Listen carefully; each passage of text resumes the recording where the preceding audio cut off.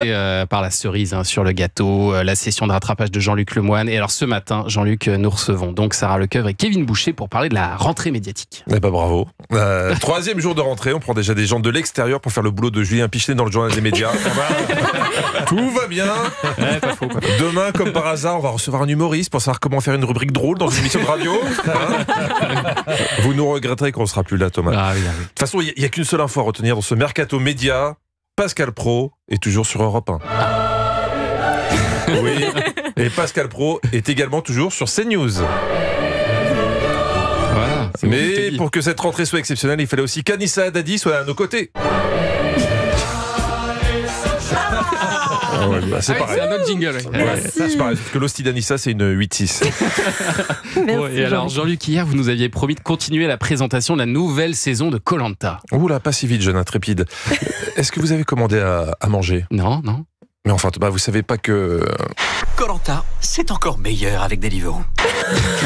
Du coup, comme vous n'avez pas commandé à manger, je peux pas faire ma rubrique, désolé. Ah, si. Vous avez au moins acheté une voiture d'occasion. Ah non plus, non. Mais Thomas, vous êtes conscient qu'il faut absolument...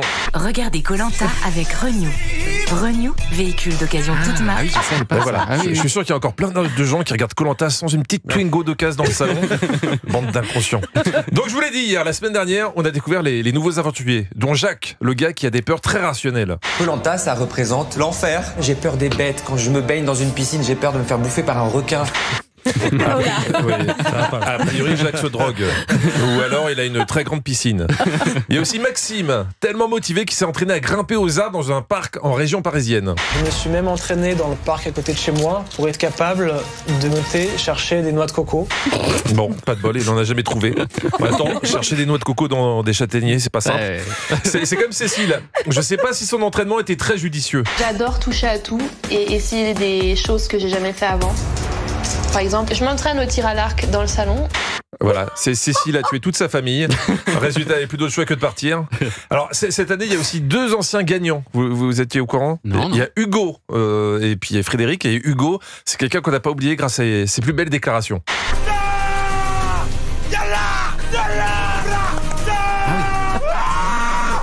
Il est nerveux, oui. Non, Oui. Hugo, quand il gagne, on ne sait jamais s'il est content ou s'il a des hémorroïdes. Alors, cette année, les monteurs son se sont fait plaisir. Au milieu des témoignages, ils ont rajouté des petits jingles tribaux. Écoutez plutôt. Ils m'ont pas aidé du tout. Ils m'ont pas du tout renseigné, les mecs. Merci Jean-Pierre et Richard. Fabrice, vous êtes le premier. Oh alors, c'est très sympa cet habillage, mais par moments, on a l'impression que c'est une tribu qui regarde l'émission sur son canapé et qui commente en direct. Fabrice, Je voulais pas le dire, mais moi je bluffe pas, donc ça fait 23 ans que je m'inscris. Quoi Les mecs dans la tribu, ils sont surpris. 23 ans de persévérance pour aller crever la dalle sur une plage. Pareil, quand Frédéric, un autre ancien gagnant, a choisi Lola dans son équipe. Frédéric, Je vais prendre le t-shirt vert. le t-shirt vert, Lola. Ah oui, c'est chaud. Il faut leur enlever les micros à la tribu. Dans les deux équipes d'équipe, enfin dans les deux capitaines d'équipe, il y a Frédéric et Hugo, et tu sens à peine qu'ils galèrent niveau prénom. Cet t-shirt vert. Hugo, qui sera le deuxième ? Le t-shirt violet. Le t-shirt à motif. Je vais prendre le sac à dos ou la facette. Je vais prendre le t-shirt vert. Le problème quand tu connais pas les prénoms, c'est qu'on sait pas si tu formes une équipe ou si tu fais tes courses pour ta rentrée en CM2. Jacques, le danseur qui a peur de tout, découvre la vie sur l'île. Je m'y connais pas du tout en cabane, mais je suis très content d'apprendre. C'est génial, justement. C'est bien. Ça va m'apprendre la vie, la vraie. Non, Jacques, c'est pas ça la vraie vie. Dans la vraie vie, personne se balade en slip avec un bandana jaune sur la tête. Enfin, sauf au Hellfest. Et encore. Bon, je vous fais pas tout, mais il y a eu des épreuves avec le cri préféré d'Anissa. Venez, il y a une bouteille. Si, c'est Anissa.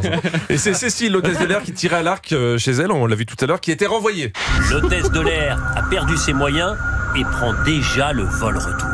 La suite au prochain épisode. Ah, on a hâte de ce petit débrief de Koh-Lanta. Passe trop vite, Merci cette Jean-Luc session de Lemoyne rattrapage. qu'on retrouve